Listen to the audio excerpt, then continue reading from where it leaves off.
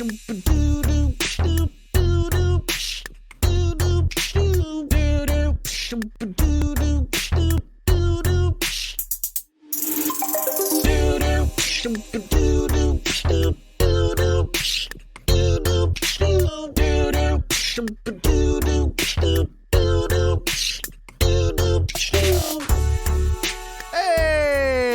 everybody, welcome to episode 140 of Tactical Crouch. Yiska, Kick Tripod, Volamel here. Good to see you. We're out of it. Season 2020 gone. It's been a year. It's been a year. Yeah. It has. What a year. I feel like I can breathe for the first time in 8 months. A lot of contributing factors to that, I think. But anyways, welcome to the show, everybody. Thanks for being here. If you like the show, go to patreon.com/tacticalcrouch, support or leave us a 5-star iTunes review or drop a sub at twitch.tv/kicktripod. We appreciate it all. Big thank you to our patron producers: Refined Bean, Fredino, Pin, Battlecrab, Kuchikopi, Lotion, Rex, Zane, Audio Compass, Kasha67, Shard, Nathan, Your Misery, Hunter Tane, Fabled Steven, Roger B, Owen, Chris R34444, Horbjorn. I listen to the podcast whilst on the toilet and in the shower thinking of Yiska, and Peace Camper. Thanks so much for supporting the show. Again, if you like the show, want to support, you like all the free content you get every month, go to patreon.com/tacticalcrouch. You all right, Joe? Oh, yeah. Just the coffee's hitting, you know? All right. We're awake. I had a small cleanse yesterday because I was pounding iced coffee after, iced coffee this weekend. It was a struggle bus to stay up until, noon every day? Which was rough. Did this guy actually once, me to feel bad for him when he's been on degen mode for the better part of I've been preparing for this moment. My entire existence has prepared me for these moments. Guys, I had to stay up half an hour longer than my usual bedtime. Well, okay, come on. That's a little egregious. It was a good couple hours past, but still, some herbal remedies had to, assist in the process. Gotta keep the mind acute. Gotta do a little writing. Gotta do a little this. Gotta watch. Gotta think about things. This is a different type of herbal. This is a different herbal. But it makes it seem like a spiritual experience, dude. I do what I can. Do what I can. You know what my favorite part of this podcast every time is? What's that? John and I just vibe out to the intro, why nobody can see. I'm glad and you're that just sitting here totally annoyed, I mean, it's not annoying, but I'm surprised that you guys still are just so into it as it begins. Yeah, I mean, it is kind of a bop, but it's also my nails on chalkboard voice, so I can't. Just rattles my bones as I hear it, so I have to turn it down.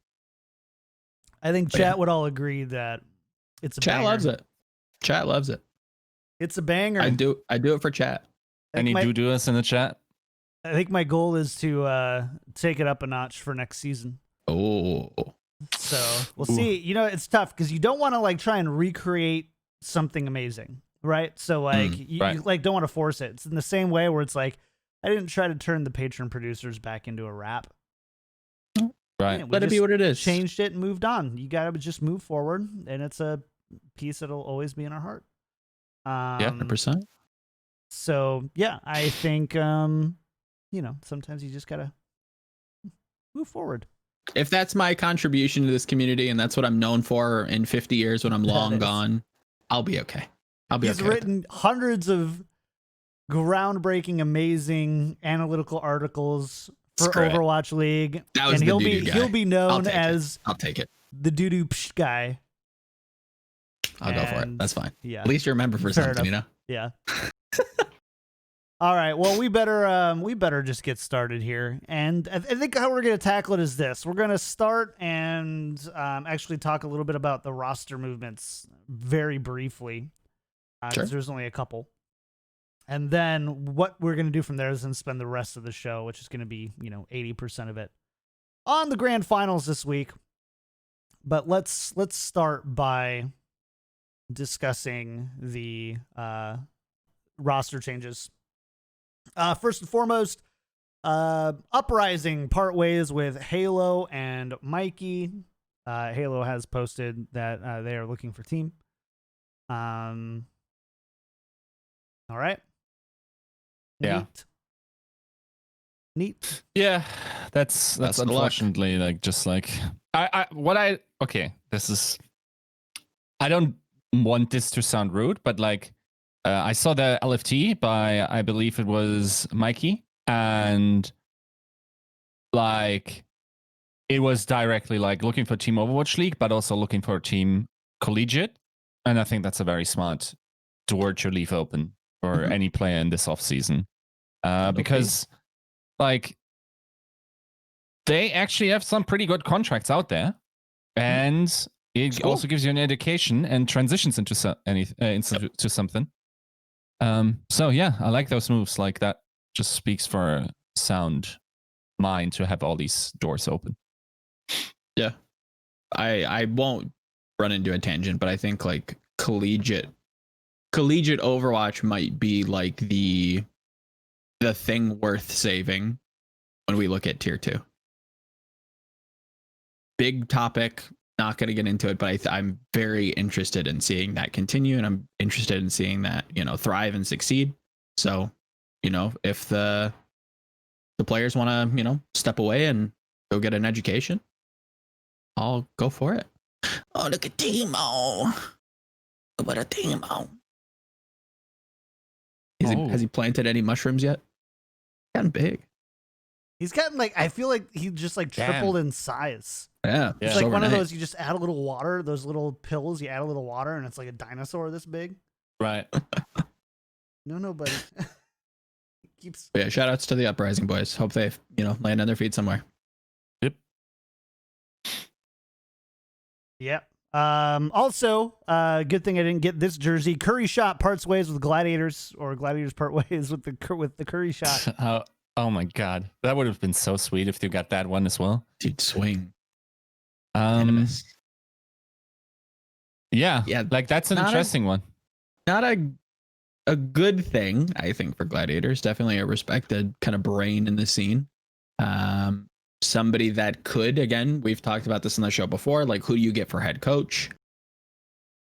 It's time to start looking at assistant coaches. It's time to start, giving these people a chance to kind of lead their own division. And Curryshot is definitely on that short list of people who can do that.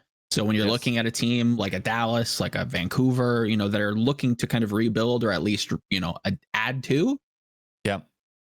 Good shout that Curry goes to a franchise and builds out his own team. So, shout outs to him. Exciting times for him. Hopefully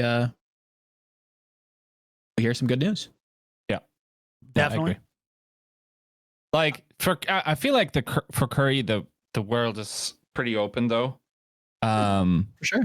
Like even if he wanted to go into streaming or whatever, I think like he has the PMA type of deal. He's also good enough at video games to become one of these educational streamers in whatever game he wants to. Apparently, like he just like I recently saw him feed in Diamonds, but it's still Diamond in League. I said this on the show before, but Tactical Crouch was almost the Kick Tripod and Curryshot show. So right. Yeah, we were gonna do a podcast back in the Overwatch League. Stop it, Pete. Back in the old, I'm new to cats, okay? I don't like. Right. No, but just keep the stream deck outside of reach. Hilarious. Done. Bah.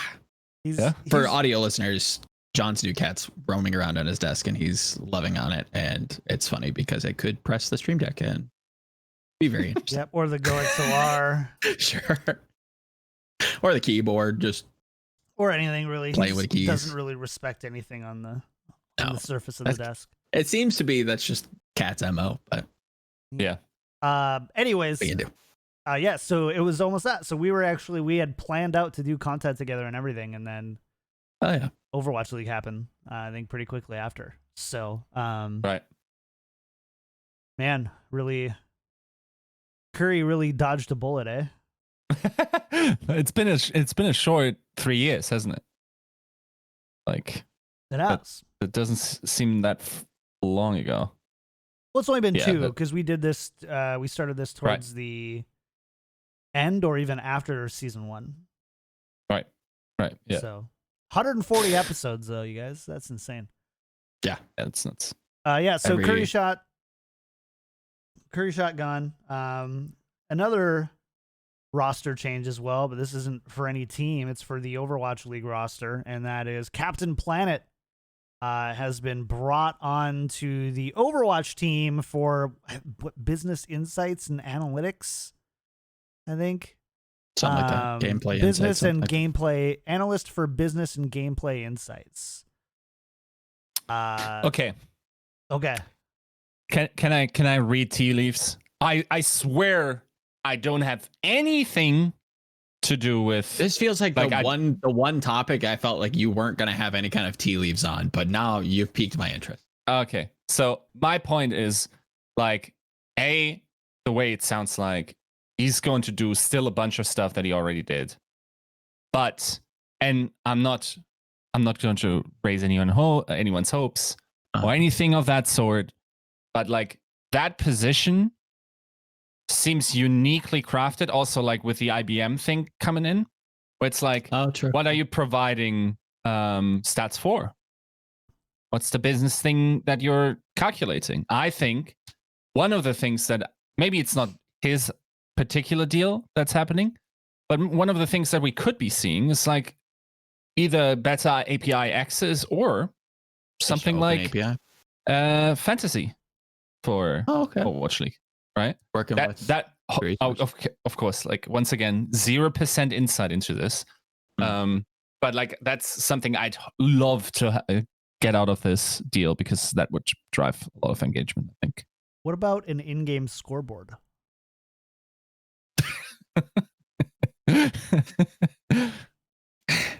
I think he would be overqualified to be able to find a way to add that somehow. Is that big? Is that why he's? It's a business insight position because you have to pay for it as a DLC. Shut up.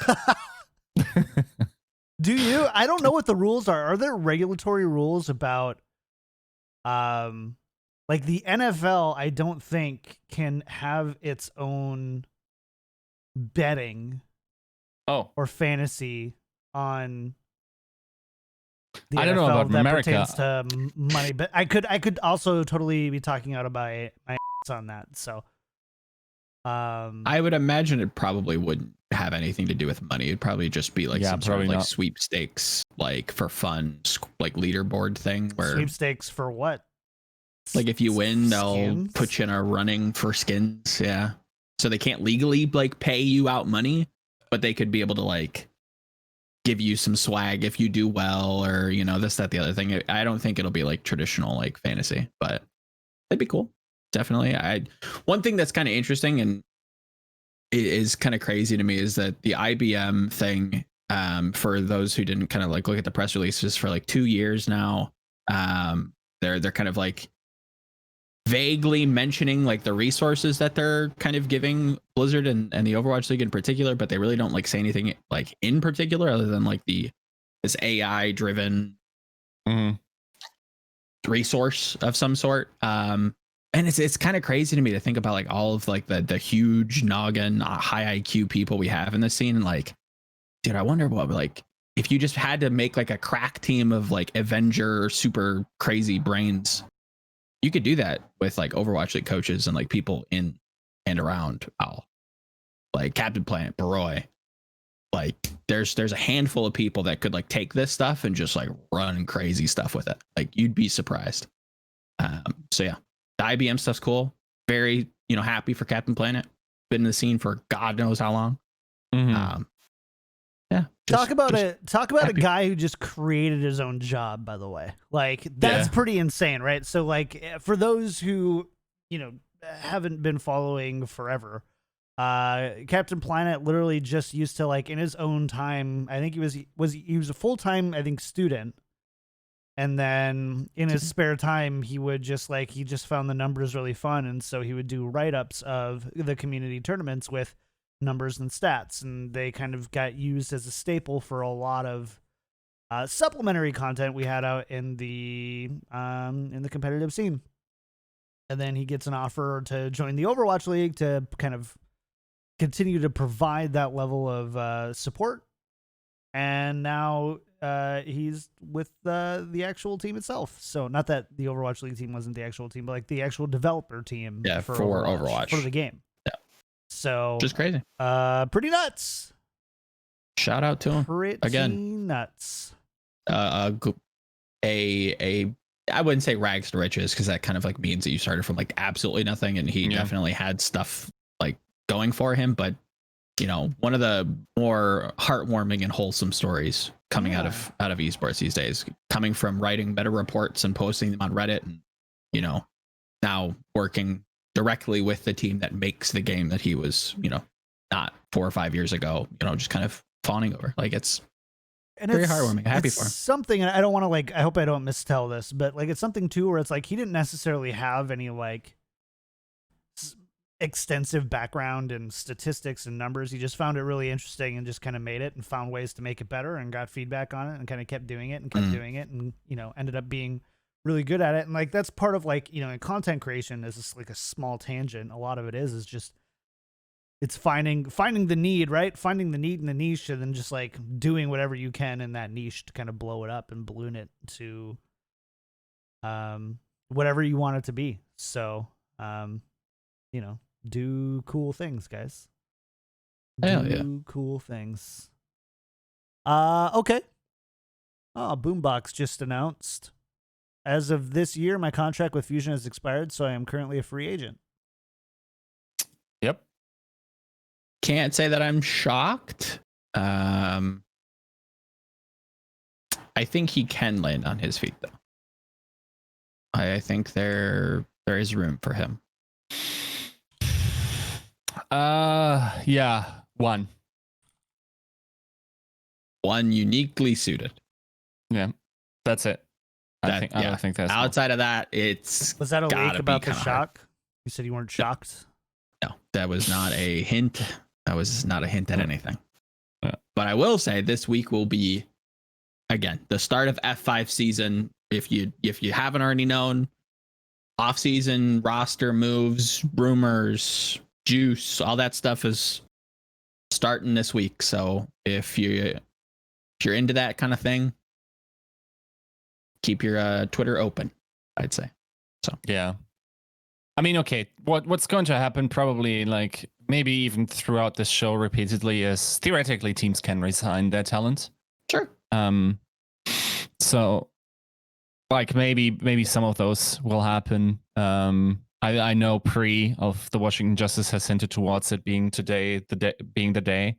I believe, according to the rules, for instance, Decay would not be eligible to a re-signing by the Justice, because the way he got his contract and into the Justice specifically pointed out that is a contract that runs out at the end of the season, and the player would become a free agent. So I think we have to wait a little bit longer for that to be announced if he was indeed to stay there.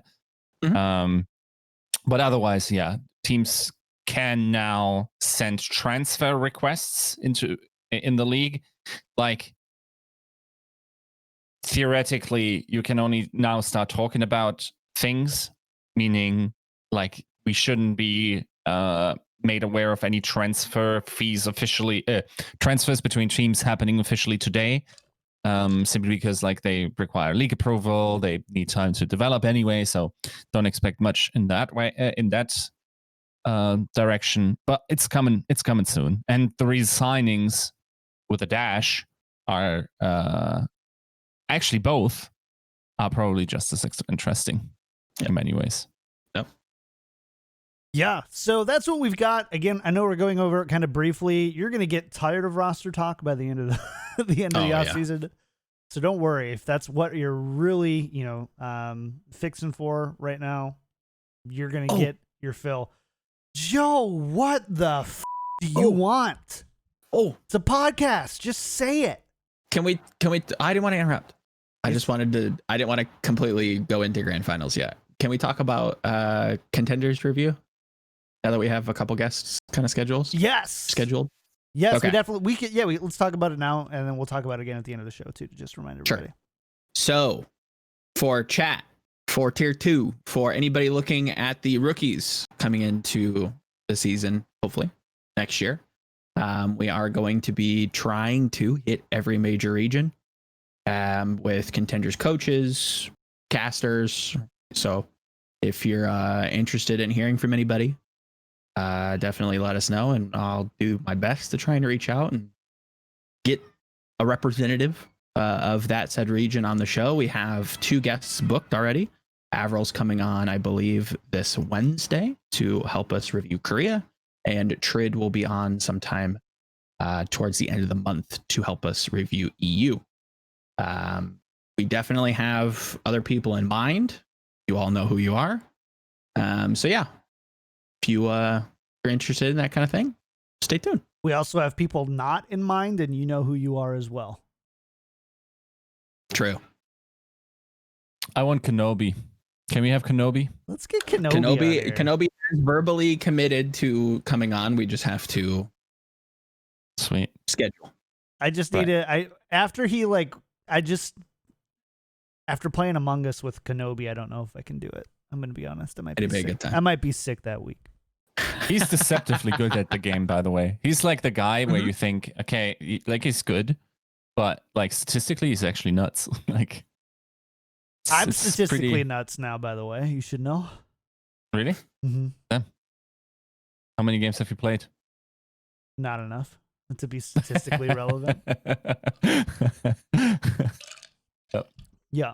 Anyways, all right. That's enough of this, though. Let's talk a little bit about the end of the season. Yes. It's time. It's time. The season is over. We're done. We made it. How we're going to do how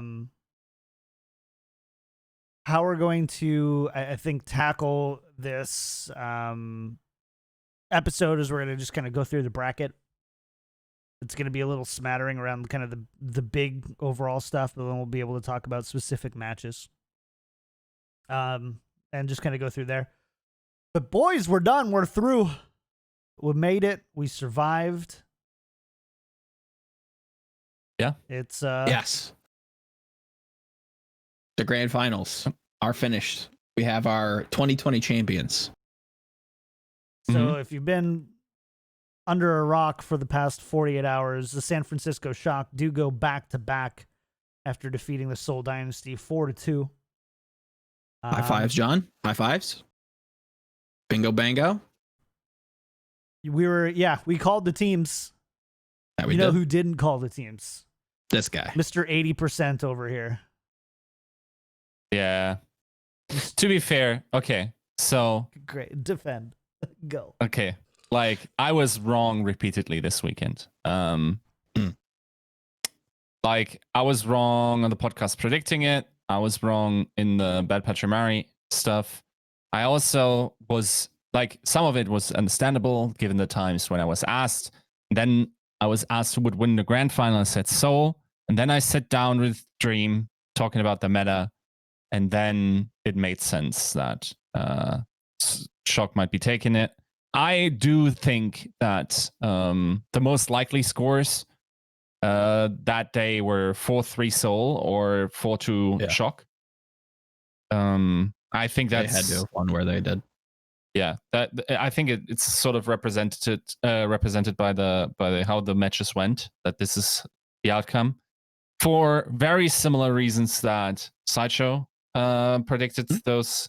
Like, one thing, of course, that there were absolutely outlier cases where it's like, okay, you can win Assault.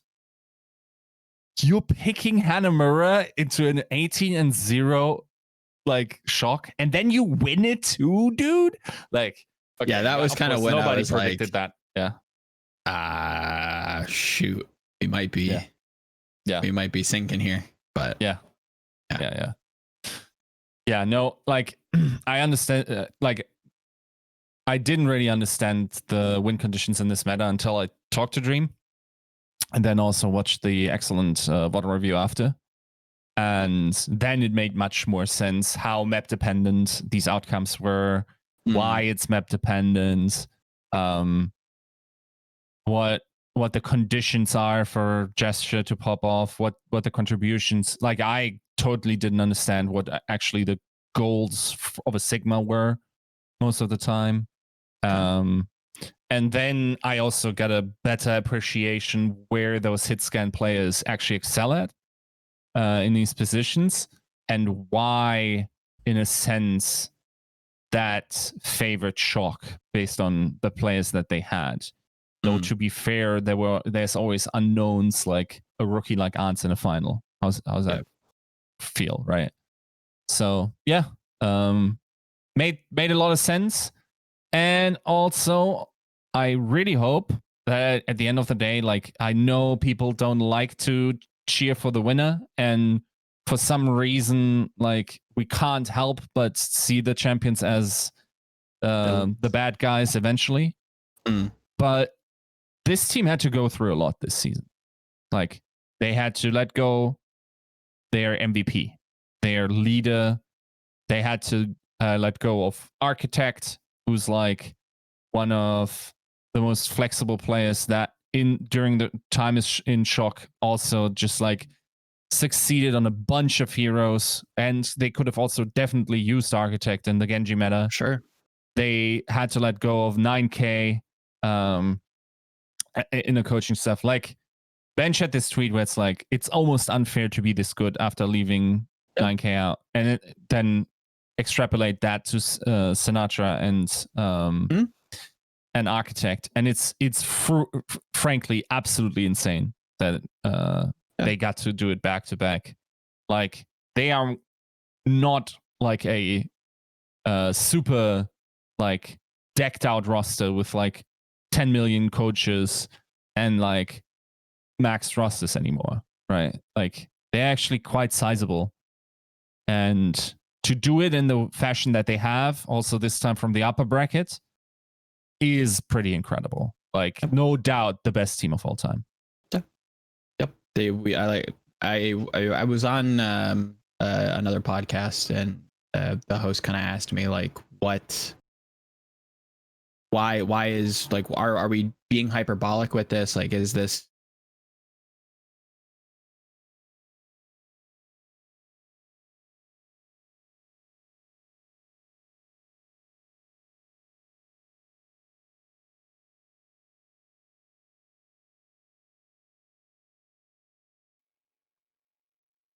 Sorry, you got cut out there because I had a cat lean up against the mute button. Of course. So I don't know how long that happened for. Probably a good 30 seconds or so. Just loving on the shock. That's all. Yeah. So you're talking about. I just looking at it, I'm like, why isn't the thing? And I'm trying to, like, I'm like, oh shit, and then, I'm like, good stuff, Timo. What good stuff. It's just like. Timo's just like, the shock. I will say, Yiska kind of touched on a point that I want to kind of expand on in some sort of writing capacity, but like, in a way, I think the Shock have done more for the Overwatch League than I think any other team, and probably will continue to do so because of their like continued dominance. Like, we have been looking for, and I think esports as a whole is looking for that next kind of like faker arc, right? And I'm not saying the Shock is going to be the next fakers, right? I think that's just overblown, and like, we'll just continue to beat that pinata until it like runs dry. But like, this overarching narrative of like continued dominance is something that you can either cheer for or cheer against. There's usually no middle ground with that. Like, it kind of forces you to have an opinion, or it like asks you at least. It's a very like easy question to answer. You don't have to be like super invested. You know that the Shock are winners. Is that something you want to support? Do you kind of like double down on your own team because you'd love to see them beat up on Shock? I kind of hearken this back to looking at like the excitement when Fusion University finally lost to Mayhem Academy and how exciting everything was.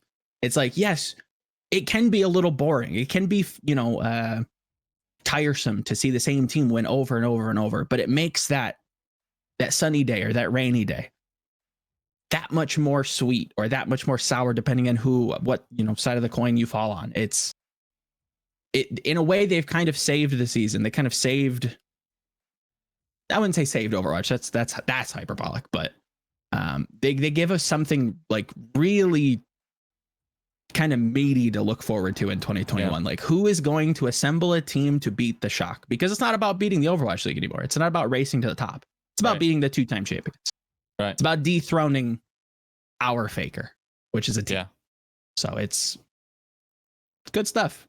Good stuff. It also, like, in my mind, and I don't think a lot of people have this, but in my conception, like, this game and league has changed so much that the fact that there is a team good enough to transcend all these aspects actually makes it really satisfying. Like, of course, it could still be ridiculous variance in probabilities.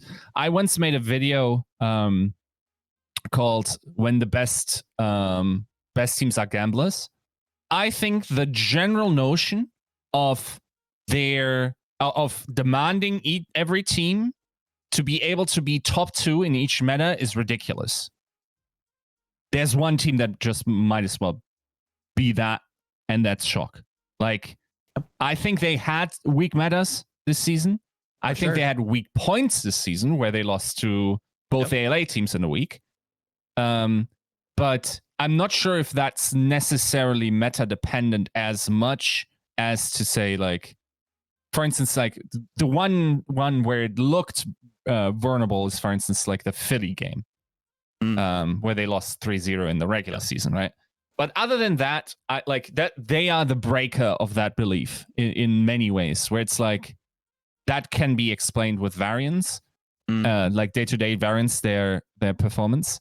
But I genuinely believe that the demand of, or the idea that you can be the best over so many different metas, as Hero Pool dictates, is generally unachievable, except for the absolute, like, unreal outlier cases. And that's the outlier coach, dude. Like, I don't think anyone disagrees that if we voted Coach of the Year now, it has to be Krusty.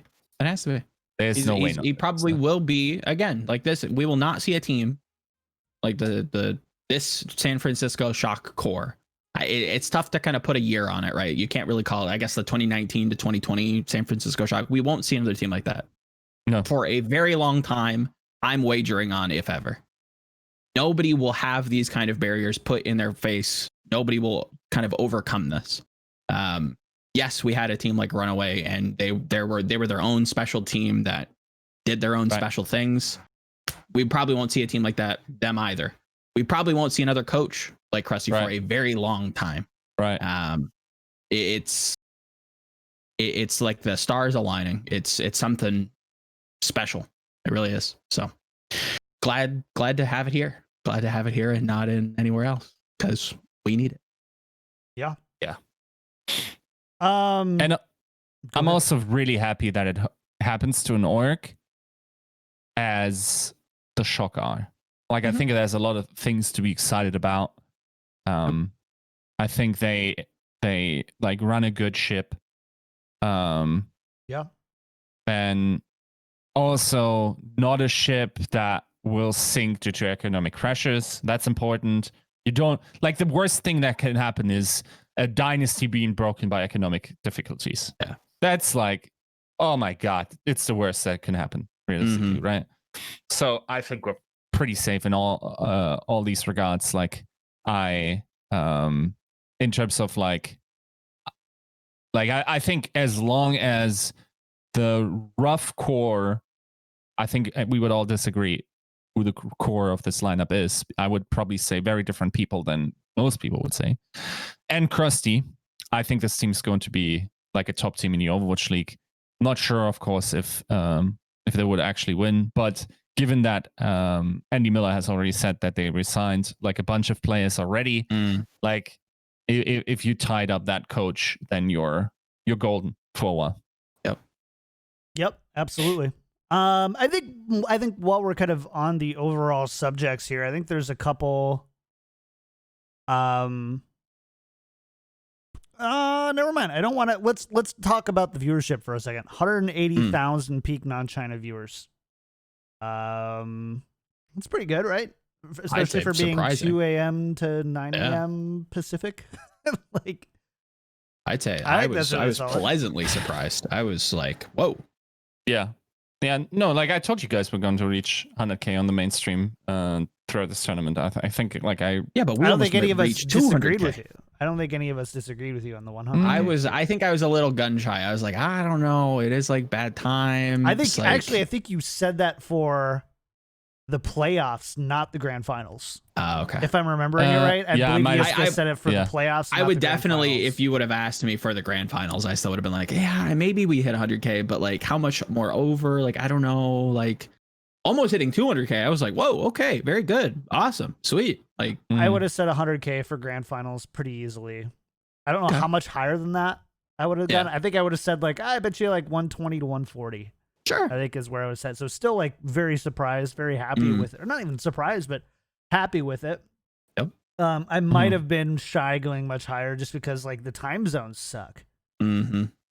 But turns out that either people in NA either really love their Overwatch or there's a lot more EU fans than we expected. Or the East Coast Mafia showed up, you know? Yeah. Yeah, it's weird how that that's an interesting point I haven't even thought about. There's also, of course, like I don't know if you guys monitored the YouTube chat. I haven't watched the chat for Overwatch in years. It feels like. Okay. Yeah, like it felt like a lot of people, and of course, like there were some obnoxious spammers who were just watching for tokens. And when those went down, it's like it was a spam, just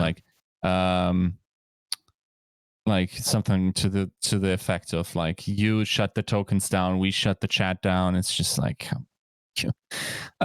dude, that's the downside of having good skins like the championship skins, the Reinhardt and the Diva one, because like people actually want them. So like that was a little obnoxious to me, but like. At the end of the day, everything helps. And I actually wrote an article. Yeah, it's one of the most like, it's not like you expect chat to be filled with like, you're not putting that up there to have insight and whatever. It's just like the coin spam is getting away of your copy pasta. Right. But like, I mean, it's honestly one of the better things that I think Overwatch and Overwatch League does is these drops. Yeah. Even if it's there's an aspect of it that's artificial, and I get that. Most definitely. But at the same time, like you'd be surprised at how many of these carrot mechanics are in all your top favorite esports in general. Like it's just kind of also work. Also get people genuinely excited about the product, right?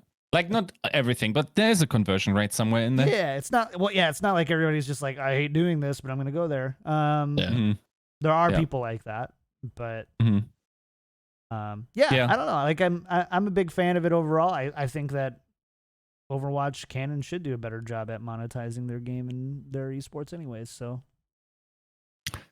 I actually wrote an article today. Like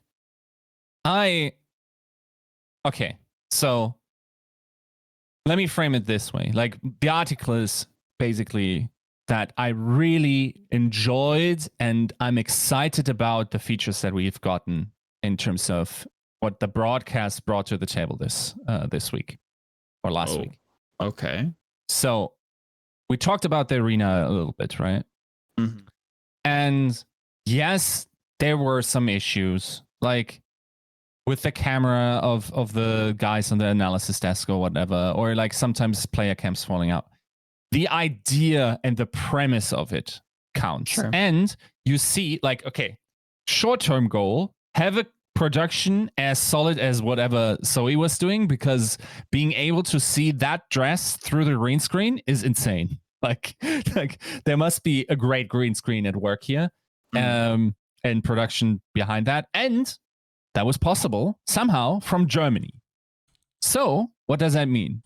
You're effectively able to invite whoever you want, given that there's like a minor production studio, or you can send gear out. That means someone, we won't name any names because you will get it, that moved to the East Coast to support their significant other will like have the ability, theoretically, that's no longer a prohibitive thing, to once again start hosting Overwatch League. Of course, like talking about Pocket here, right? Like that could be like, I'm once again zero insight, just saying like these prohibitive things where like you need to be in a physical space with someone. We've transcended them, and we're probably going to transcend them for 2021 as well, right? Yeah. So that's the near future. Get like better production, build up on the concept, then have better access to exciting people. They invited a ton of like people that actually vibe with the community, like an Avast, like a Samito, like a Dogman, like Paintbrush. That's did sweet, I miss right? what like him and Karki were supposed to do? Did I miss that on the broadcast? I didn't miss them at all. Maybe Chad can correct us, but I didn't see Karki or like Samito on that broadcast at all. Right. But not the derail. Yeah, to be fair, like I was riding, so half the time during the So okay, and then so the premise of this stadium can also be thought far out. We can increase the production value. Like who knows? Maybe we're sometimes at some point in the virtual arena, we have the virtual canvas, and there's virtually everything possible in that. And then if you invite the right creators, the sky's the limit, right? And then okay. This is a weird one, and I think a lot of people will disagree with me. I think the idea, and we're coming back to the topic of the chat here once again, is, okay, follow me through this premise, right? You might not like it, but people actually enjoy Overwatch League, Twitch chat. Yeah. As people do enjoy Twitch chat, we recently added that to our broadcast because for a reason. There is entertainment value to be derived from a well-monitored Twitch chat, right? So I will readily tell you, if I am watching a CS event and I'm not watching on my TV or whatever, and I have the chat popped out and someone pops off and PogChat spams, I just see my peripheral vision that it's one color and it's moving very, very fast, faster than more before. I cannot help but have a positive feeling of this. Okay. YouTube chat is not yet Blizzard's problem. We haven't figured out what YouTube's chat is going to be like. We haven't found the symbols. We haven't agreed on these symbols, what they mean and whatnot. So we got to find another way. That's not Overwatch League's thing to fix, right? YouTube needs to fix that. So what they do? Actually, throughout the years, they have now repeatedly tried to find a cheering feature that works. Of course, initially it was a little greedy with the Twitch bits. That's what that was, a Twitch bits cheer. Didn't like that much. Then like it went over to cheering with this, like this season, this weird thing where you could clap for the team or boo the team or like whatever, like woo, boo, and clap in general. And then the little bubbles would show up and you could see sort of like where the allegiances are, and the claps would come out when the big plays happen. Didn't happen. It didn't work as well. But theoretically, if I see a lot of claps while a big play is going on and I see these bubbles go up, maybe I can eventually, and now we're at the Pavlovian reflex, like can develop that and actually get something out of it. Now, here's the interesting part of the third, and they actually also did Twitter cheers, and that also triggered a sound. I actually don't know what that's about. But then they have a cheering feature that was called Hear Me Cheer, right?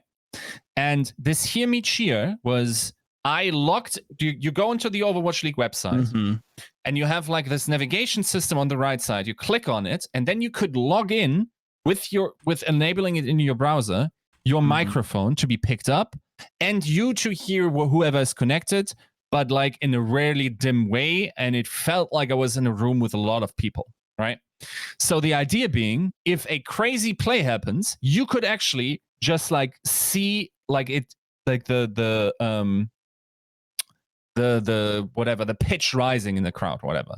The problem is that didn't happen.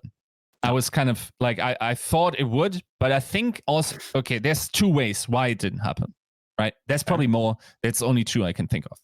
The first one is the broadcast is not, or the way the microphones are picked up are not synchronized with the actual gameplay that they're seeing. I expect this to be the case because it feels like technically very hard to do. And therefore, like, we know how often YouTube buffers, we know how big the differences are.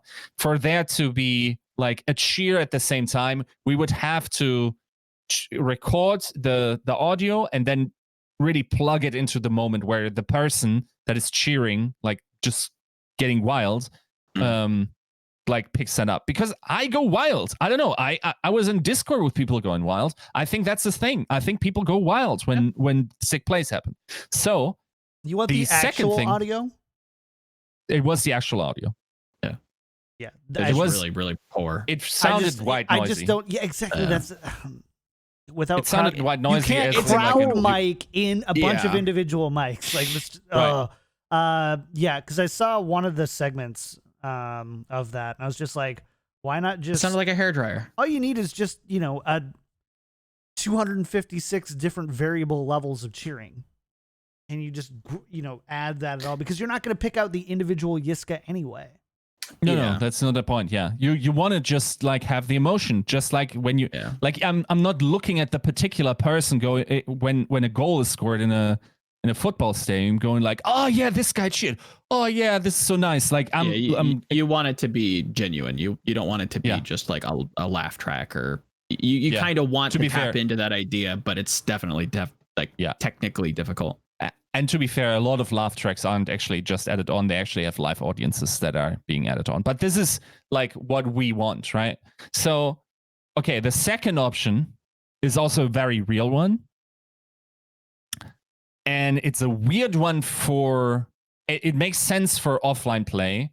I don't know if that's not the case for online play. So maybe people don't consume Overwatch League, even the Grand Finals, as a thing they focus on, but just a thing they gather up in, right?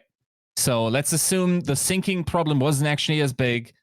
People were just like watching the Overwatch Finals, but actually hanging out with someone else in Discord, chatting, missing a lot of the plays, and therefore like the audio didn't actually sync up, and it's just a different experience for us to watch this. Because I can tell you, I watched this way a lot of the regular season matches where we kind of watched it but really didn't care. And like then sometimes when something super crazy happens, then like the attention is on that, right?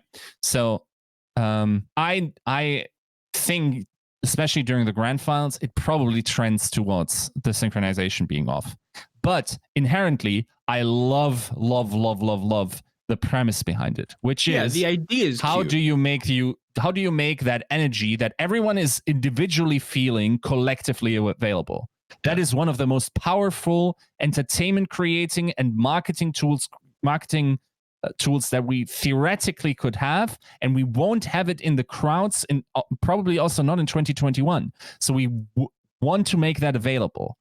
We need some symbolism or some pathway, some distribution for platform of that feeling when you are one of 100,000, 180,000 people going nuts about whatever's happening on the screen. And if we can't find something like that, and I love that they're even like trying this out during the Grand Finals. It's exactly what we need. Then we're on a good way. And it also, like, I love that how innovative it is. I don't think I've seen anything remotely of that in esports ever before. I'm not sure if that's a thing that's happening in regular sports or whatever. Like, if that's something they came up with, this is really dope premise. I really love it. Yep. It definitely points towards, good things. We just have to like refine it down and figure out what's going to work, because as good as it is, the execution was effectively a hairdryer on the mics. Like, it was not great. The execution wasn't great. The idea, though, a good measure of where we're headed, which again is a good thing. You can't won't discredit it. It's a good thing. I'm glad they're trying to superimpose the live structure, the live feeling into the online format that we're unfortunately tasked with doing. So again, all good things. Yep. Let's talk about some of these matches specifically then. Not a whole lot to talk about, I think, for the upper semifinals right away. Shock defeat Dynasty 3-2. And then the Dragons sweep Philly 3-0. And then we go to the lower round 1 and Seoul sweeps Philly 3-0. So the Fusion fall out without winning a single map. None of us had the Fusion winning the entire thing, but I don't think any of us expected them to not take a map off of any of these teams. Like, that was definitely an underperformance. Where specifically in your mind, Joe, did they fall short? They just didn't show up. Like, real talk. Like, the Philadelphia Fusion might as well have just like not gotten off that plane. I don't know what happened. I don't know who said what. That's so harsh. They didn't know what they did. I mean, come on. Yeah, I mean, it had to be harsh. That's so harsh. They didn't win a map. Come on, dude. Like, how is this not very obvious? Like, just like meta gamble that they lost. Like, what did they gamble on? They tried to do. Like, I mean, sure, yeah, they gambled the wrong way, and they weren't. They got meta, and it is what it is. Yeah, but that's what happened. Not meaning like they tried to use a strategy that it didn't end up working. Sure. It's just like you get a playoff meta. If that's not your meta, you that's kind of it, dude. Like, this is what I'm talking about when I'm saying the best teams might be the gamblers, with the exception possibly of Shock.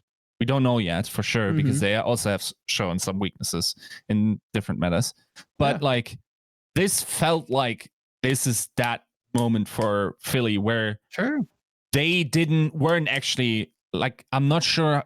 I want to assign a lot of weight towards their underperformance relative to regular season performance towards the meta. I think that's not an outrageous claim at all. No, I think that's definitely a justifiable thing when you look at like how lost they were. But it's surprising to me. And again, perhaps that, maybe there's some clarity or some interesting insights on, what the 4-week break really looked like for them going into the grand finals. But it was very shocking to me to see Philadelphia, a team that had such a good regular season, look like that given the time they had. That was very surprising. Yeah, right. Yeah. You'd love, because they were lost. Like, they had no idea what was going on. Yeah. And I like Philly. I like Christopher. I like Alarm. There's a lot of things I like about the Philadelphia Fusion. I have to be harsh. This was not good. Yeah. I mean, it's a 0-3-0-3, really no chances inside. Tried because a lot. On paper, you look at these teams, Philadelphia deserves to be here. Yeah, of course. You look at the regular season. You look at their performance throughout all the monthly tournaments in NA. Right. You look at their match against Justice compared to this match now. Granted, yes, very different metas. I'm not comparing the styles of game that they played, just the understanding of what they needed to do and executing on the day. They knew exactly how to beat the Justice. They even had a good game plan versus the Shock. They had, I don't know where they were, because they did not show up to South Korea. It was disappointing, to put it calmly. It's also that, like, Seoul fully hit them at like to the 100% peaking hard. And yeah, I don't know. Like, I think given the playoff performances, you would also probably expect just on average a Shock and a Dragons to perform better than them. Yeah. I think it's just you don't the think meta. They go 0-6 though. Yeah. You don't. Yeah.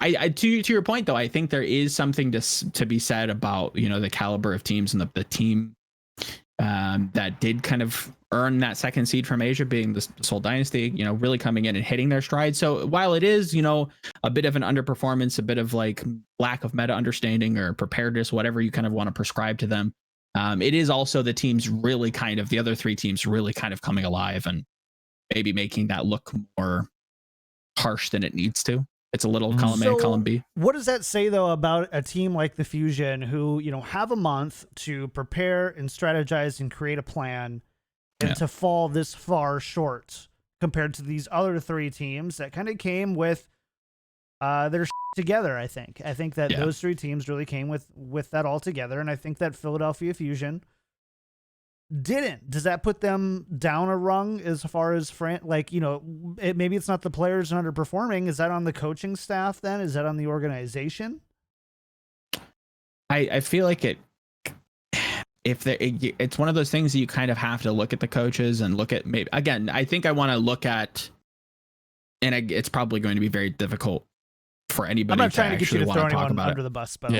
Yeah. But I'd be very interested to see what the NA teams had to go through in that 4-week break. What was actually going on? Was this like a last week kind of virus that popped up and everybody's playing hog and everybody's doing this? And did that kind of catch people off guard for that 1 week and it was a scramble to figure it out? Was it that kind of social dynamic? I don't know.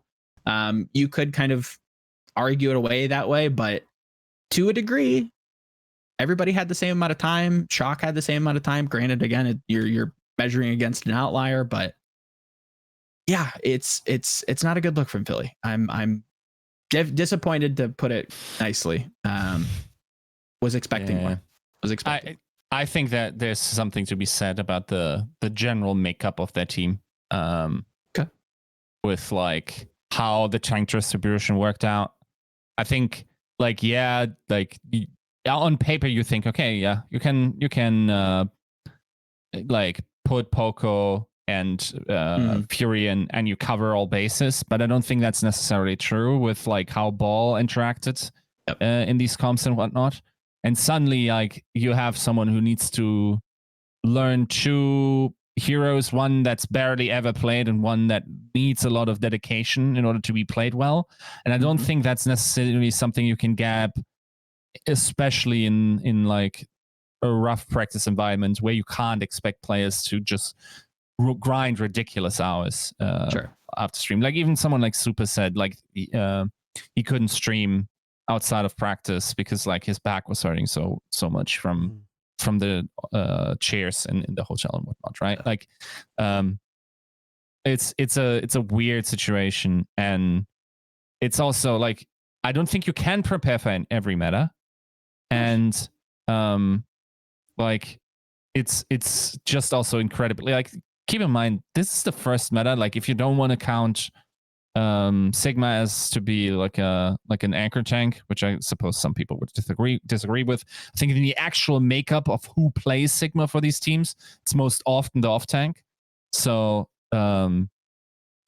like a team that has like these specific heroes spread across in the way you want in this meta, or just like sort of so they can grind into at least only one of those heroes because they have the other one back pocketed or whatever. Like even Shock wasn't so sure about this. Like they kept switching Smurf and it wasn't and Super a bunch this week. Yeah, right? Flawless run by any means.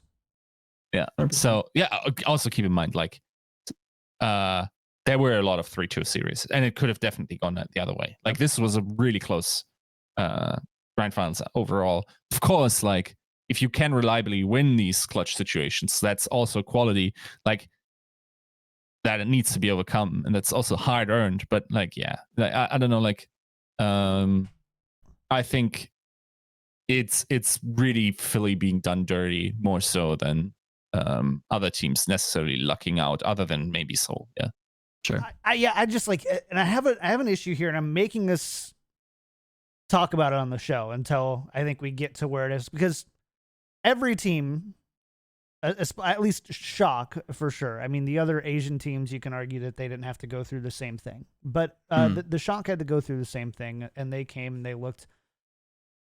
I mean, obviously they looked better than Philly, and so like, is it just Philly's done dirty? It's just they had something happen to them that didn't happen to the Shock. Is it that? Like, I feel like that's what people are going to take away here, and I feel like that's not what you're trying to say.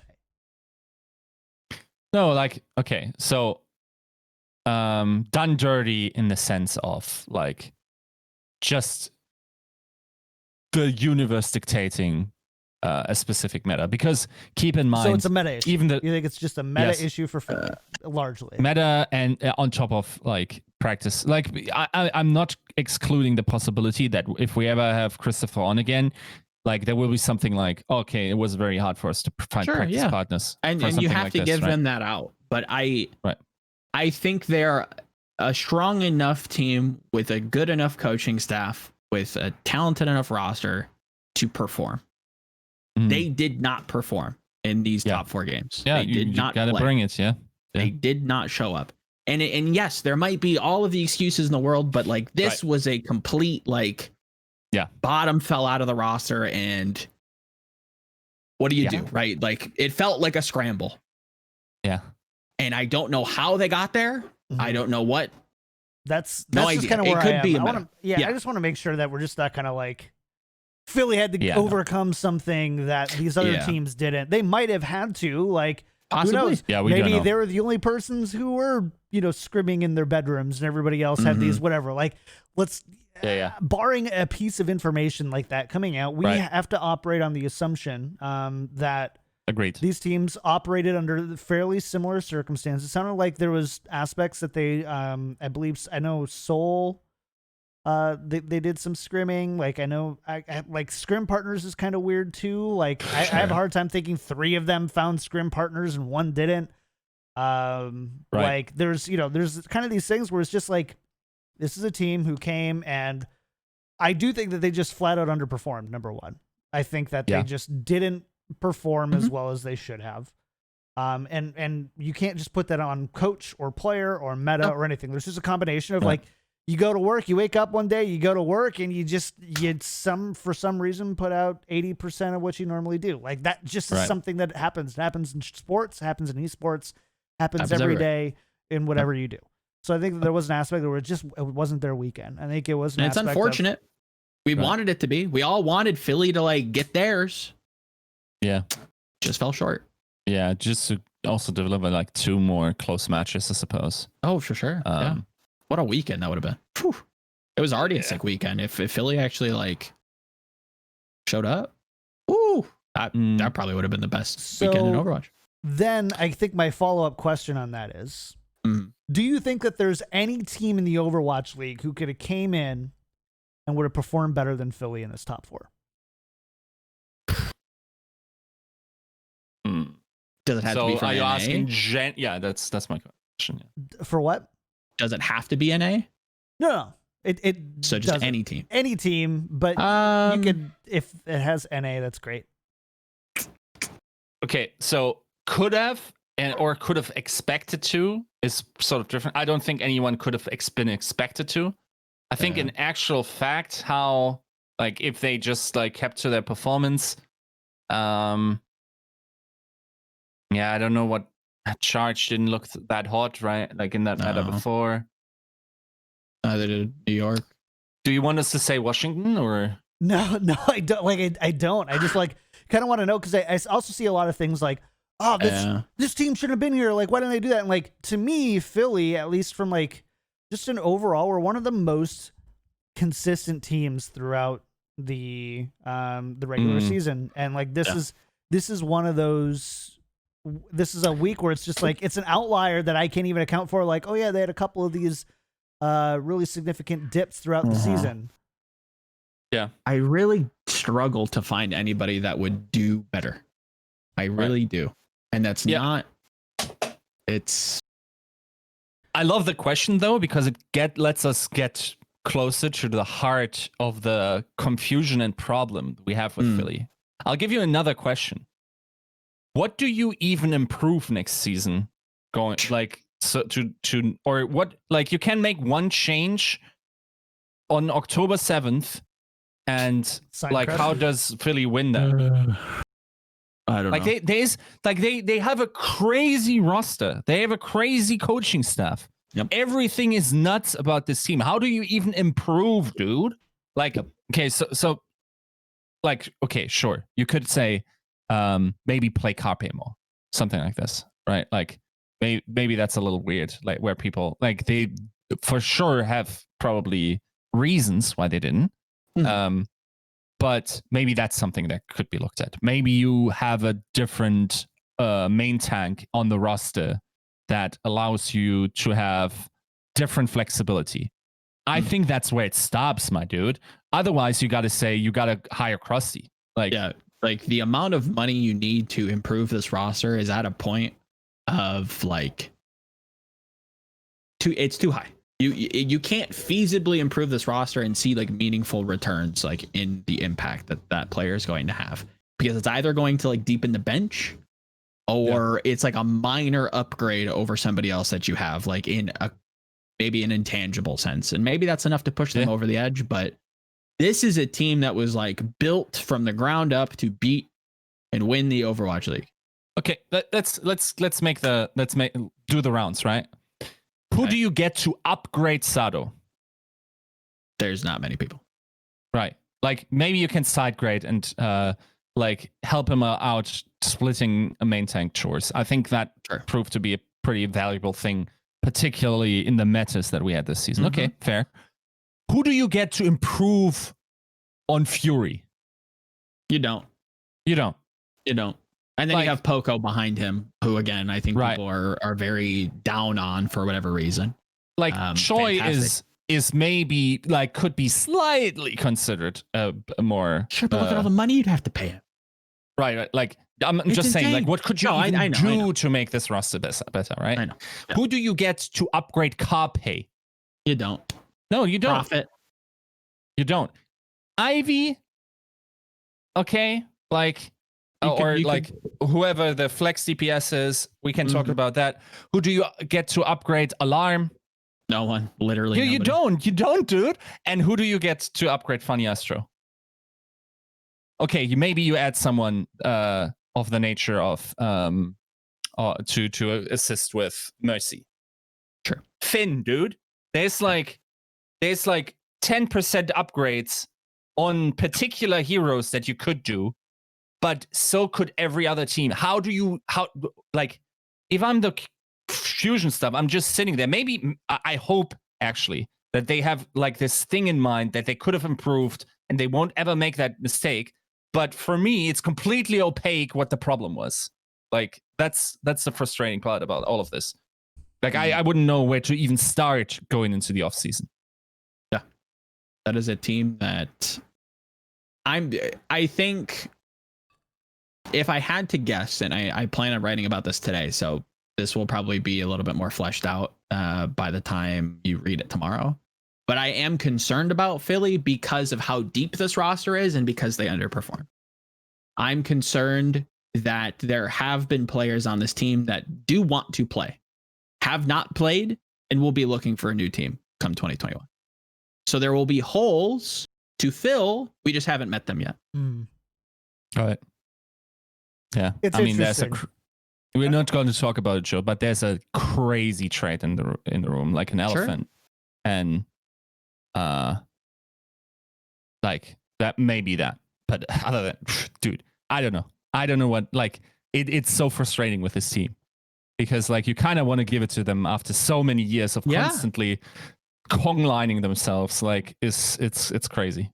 Now, the last thing I want to say about Philly, because I'm like real tired of hearing it, they're not chokers, guys. No. Historically, not chokers. I don't know where this notion comes from that just because you like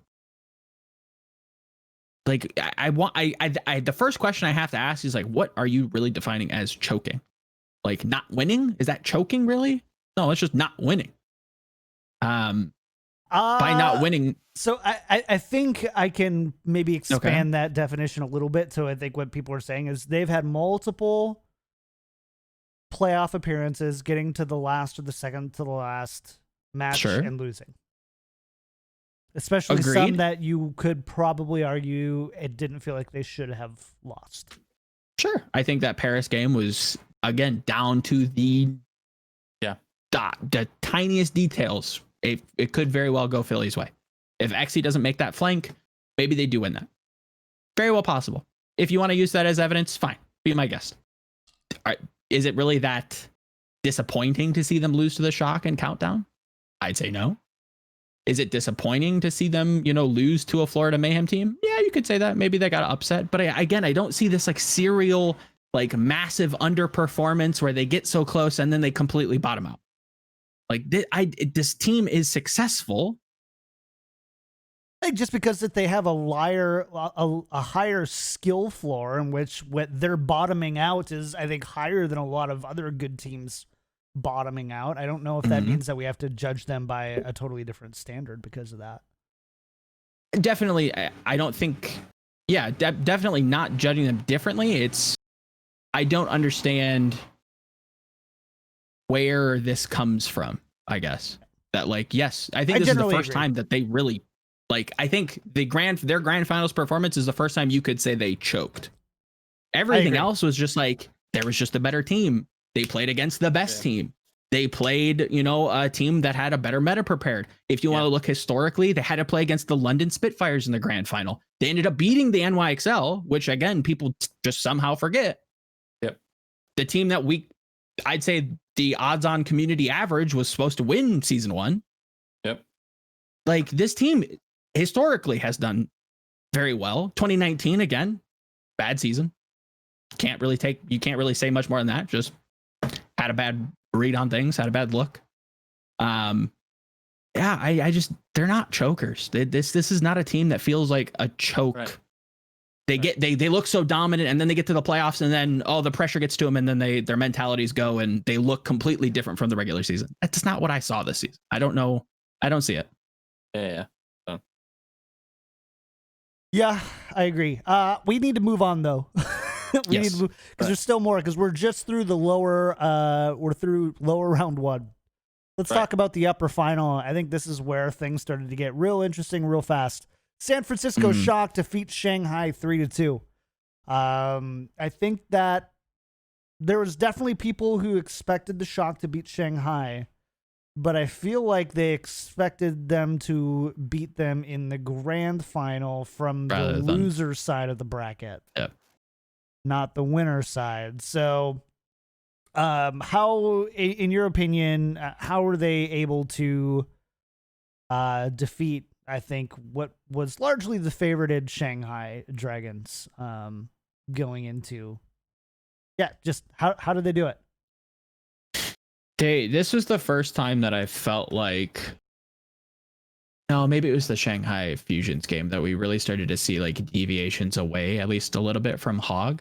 We started to see Wrecking Ball Sigma coming in, especially on control maps, and it just looked like San Francisco was just, I wouldn't say nigh unbeatable at that point, but it was just like everything was just hitting. Striker's Tracer just hits at a different level. Like, and again, like, are we surprised?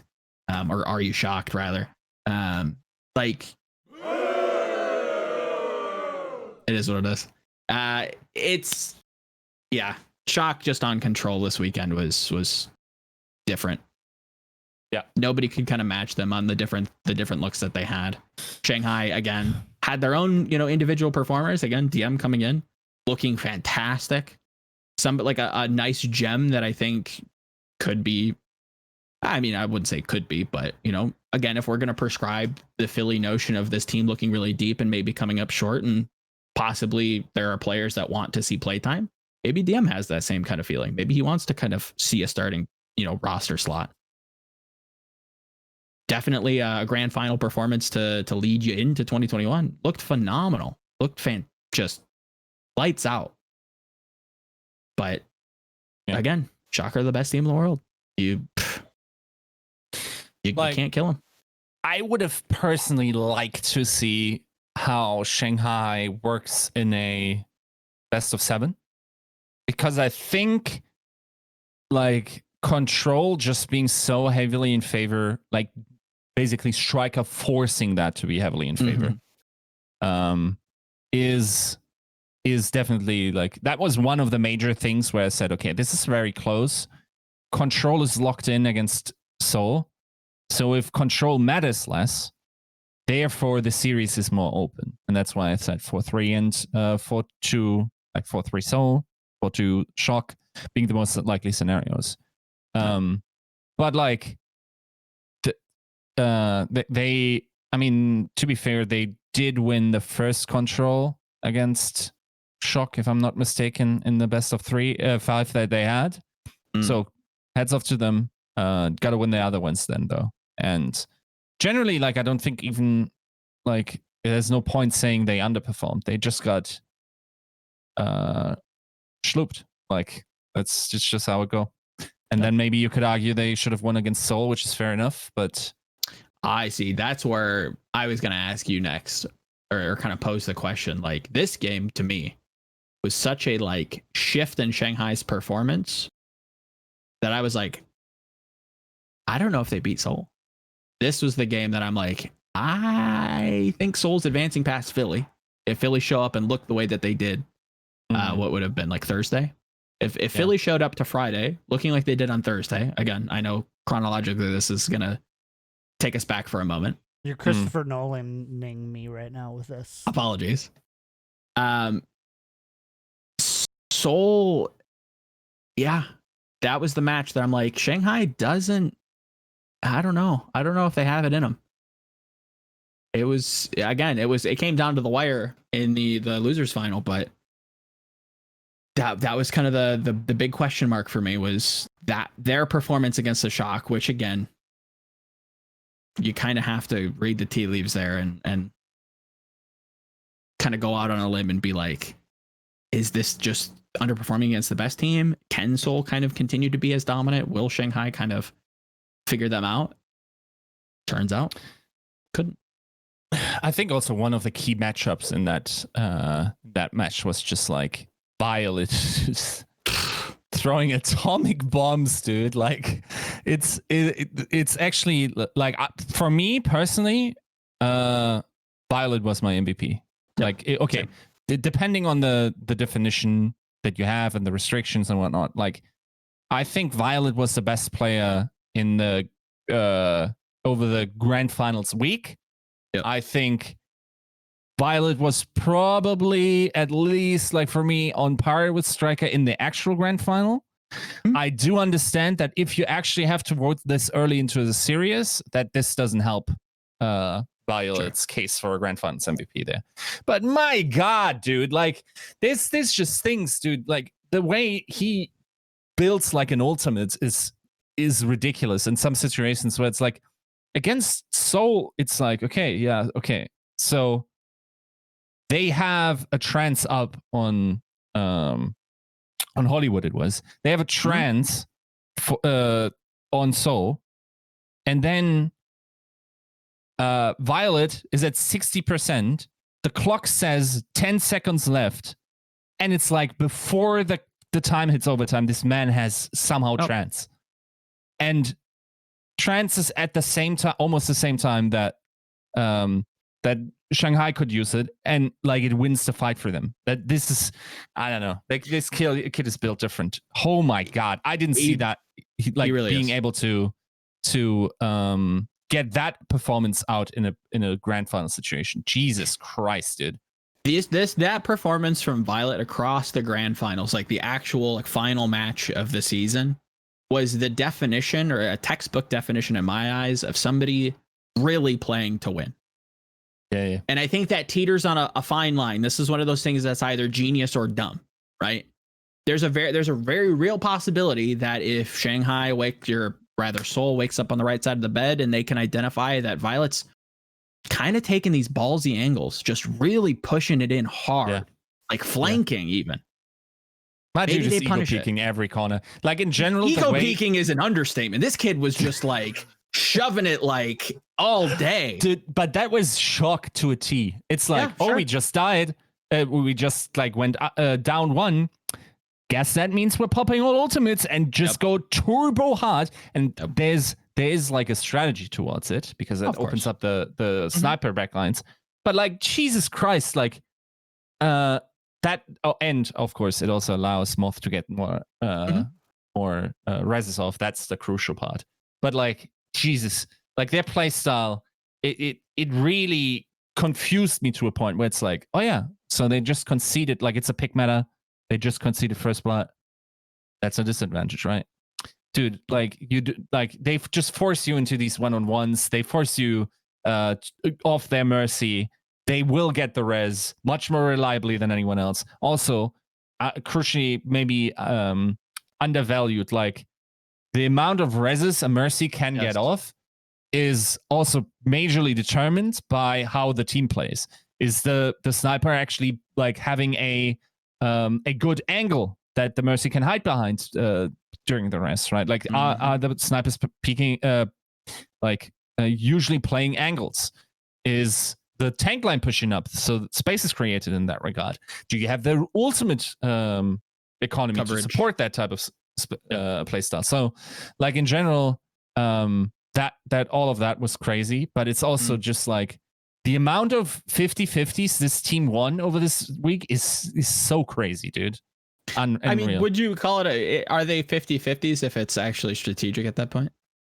I think I know where you're getting at, but it's more of the amount of duels that they it's took. Not actually 50-50s, right? Yes, I wouldn't say it's 50-50s when Violet takes the elevator up on Hollywood and 2v1s or 1v2s up a Widow pocket, right? Like, and here's the interesting thing about the grand final, where it's like Shock gets these nuts team fights with like insane win rates, also feeling like past getting down at like a player disadvantage, but they also somehow contest the card much more efficiently than Seoul did.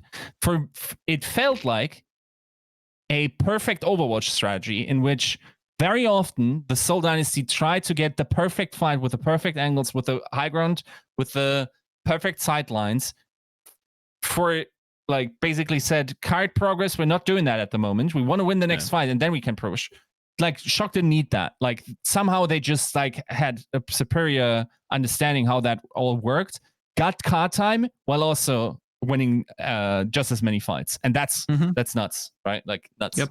And you kind of hint at like another big narrative that I was kind of disappointed that more people weren't kind of hinting at was the Mercy. I think once the stats comes out and you look at the number of reses achieved, granted that might not even be accessible, but that would be something I'd love to see. The number of reses achieved and the total number of deaths and first deaths for the Mercies across these top 4 teams across this weekend.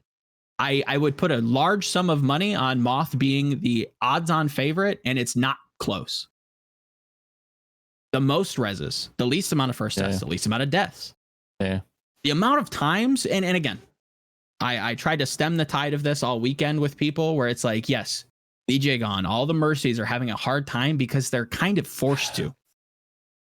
Yeah. They're kind of forced to, except if you're Moth. Yeah.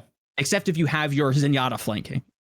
If you have Ons, if you have Striker running that kind of distraction, even though it's not a distraction, and there's more strategy to it, but like you could not forge a better team from the coach down to the players. Literally number one at every role. It's also disgusting. Dude, also look at Choi, man. Like everything. Okay, so I've been talking about Choi all year. Okay, here's the thing. Like in my mind, surface level, it's like, oh my god, Lee Jae-gong is just like turbo feeding the entire time. What's going on? Yes, because his players get actually killed through hooks. Hooks happen against them. You know who hooks don't happen against very often? Choi, dude. Like there's always a rock just going out, keeping a person relatively safe, probably saving the player, and then picks need to happen from the snipers, and the picks that the snipers score are of course like lower value because they're very likely going to be easier to resurrect. Like you're not like if the team can take the space that the hog has pulled the target into, you're not rezzing that, right? So yeah, I mean, wow, that like it's unfair. Yeah, I know that you mentioned it before, but it really is unfair. You can't. There's no everyone is just cracked, dude. Like how is everyone on this roster just it's super awesome, dude, like disgusting how he finds those, man. Like it's actually insane. And then Smurf also coming in, like definitely being it felt like a downgrade on Hog, but like having the flexibility to go to the playing ball, then being so disgusting with the ball, dude. Like it's I don't know. This team has me swoon, dude. Like every player on this team is cracked. It's unreal. I will be so sad if this team like blows up. My heart would break if like COVID like really put the finger go on. Away. I don't want to live in that world. I had the Titans thing. Don't do it to me again, dude. Like not now 2020. I need a 3P. I want to run. I want a double run back. Like I want to see them lose. I want to see them lose in the final moments. I want to see them win in the final moments. Like I need to see this narrative meet its end. And if it continues, cool. But it can't be that the world, the universe just wills shock out of existence. Like you can't do it to me. You can't do that to us. Overwatch needs it because there's a lot to love. There's a lot to love. Yeah. Man, this team, dude. It is something special. It's magical. Yeah. Let's talk briefly on Dynasty versus Shanghai, because this is kind of where it all went out. So Shanghai loses to the Dynasty 3-2. Meaning that the Shanghai Dragons finished the season effectively in third, right? How do you feel about that? How do you feel about, after everything we saw this league, Shanghai walking away with the third place trophy? Dude, I'll tell you straight up. Gesture had a Rock Lee moment where he's just like pulling off his 5-ton rings, just like the earth is trembling as he puts them next to his mouse pad and he goes to town. He was the most impressive Hawk for me this weekend. Of course, he received a ton of resources. They played Diana. They nano boosted in a ton. But you also have to find these angles repeatedly. Be so 100%. Good at finding like these right clicks reliably. As reliably as you can. Like having the hook accuracy to go alongside it. Understanding when these positions open. I feel like every time he flamed Gesture this season, this man got stronger and just like had this energy saving like shonen thing where like you just beat a guy all season and then it unleashes the energy back to you. That was Gesture this season. He was definitely the best player on the Dynasty. I mean, like even narratively, look at how many times that Shanghai and Seoul Dynasty have met, and look at who ends up winning. Yeah. Now Seoul gets to pay him back. Now Seoul gets to finally edge them out just ever so slightly. And again, I'm glad you added that kind of caveat, that context to Gesture's performance, because again, he did receive a lot of the passes, right? The ball was passed to him more often than it was passed to anybody else. Yeah. But you pass to him because he'll shoot it and he'll make it. Every time. Yeah. Doesn't matter. You give him the ball, he will score. He'll run that stupid flank that we all saw on Kings Row that Sato attempted. You saw Sato try to get the ball. He didn't score. Gesture scores. Every time. You even saw it in the grand final. You saw it on hot, like it. Yeah. This was very scary for the Shock still. Like, this is, like, if this goes 3, my dude, I don't know how this series ends. Yep. Like, he might just do it. Like, he might just take it. He might just take a second one, dude. Mm-hmm. Yeah. Very close. One map away. And I stand by with a lot of the with what the pundits had said, yourself included. Like, if they lose that King or that Hollywood game, they probably lose Escort and they lose the title. Okay, Joe, do I have to be the guy that points out the other play on Seoul that did well? I mean, would there be any other person fitting to mention him? I was hoping you would do it because it would then feel more earned and be less being like, this is right. I mean, okay, this was a crazy performance by Prophet once again, and it's a crazy performance on another like set of heroes that you wouldn't have expected him to be able to, like.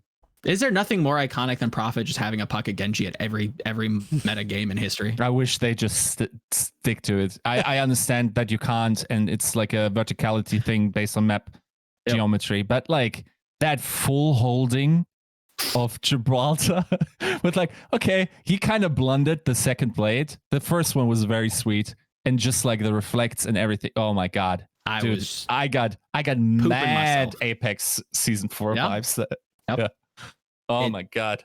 Prophet is, again, I would say a win here would probably cement him. Like the 2020 title in his trophy case would cement him as the greatest Overwatch player to probably ever touch this game.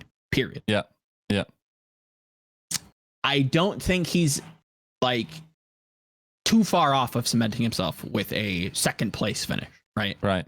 With the level that he showed, I do not expect anybody in the next 10 years to come close to Prophet ever. I could see I have some players in mind that could be that. I think like if we're Alarm. Again, I think it's tough. Flex support's kind of tough, but yes, like the dominance could be there. The performance obviously 100% could be there. But he's also kind of, it's unfair to say anybody but DPS because you're limited. Yeah, it gets really hard to go outside of the you can't match.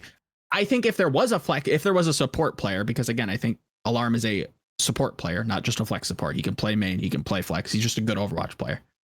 It's almost unfair to judge anybody that isn't a DPS because they don't have that range to be able to say, I can play this, and this. I can do the whole shebang. And then some. Prophet can. Yeah. And does. And I'll also say, while I disliked him getting Roll Star, I think Sparkle could have also a career that maybe gets there. Maybe. Again, just the explosiveness. He just needs to add to the hero pool. I'm not saying that he's like a one trick, like a lot of people thought with the Doomfist, and then maybe like adding he just needs to expand his hero pool further in terms of like what picks can be expected of him to be elite. And if he does that, like Sparkle could definitely be one of the, like Fleta Prophet's bloodline of just like dudes that don't care about your little box you want to put DPS players in, hitscan or projectile. They just rip that apart and just say, I'm here and I'm the meta now. Like, I feel like there's somebody woefully absent out of that bloodline that deserves to be a free agent. My summation. Oh, you mean DK or? No. What? Purple. Who am I missing? Libero. Oh, Libero. Right. Oh, yeah. Man, dude. That definitely also. Yeah. If we're talking roster moves or we're talking F5 season, NYXL, you let that boy go. You let that boy go. Get the bag, NYXL. Look at the bag that you will fetch for selling Libero in hero pools. That's all I'm saying. Yeah. Won't go too far on roster speculation or hopes, but Libero's got to go. It gets so sad when we talk about Libero in the context of this season. That sucks. Yeah. What a travesty. This was supposed to be his. Yeah. Deserves a starting spot. Yeah. Yep.